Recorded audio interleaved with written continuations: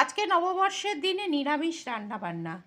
আজকে মেয়ে বানিয়েছে বাসন্তী পোলাও, এইদিকে আছে আলুর দম কষা, এইদিকে আছে এঁচোড়ের রেজালা।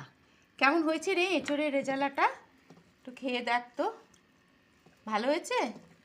হুম, কী রে, কেমন হয়েছে?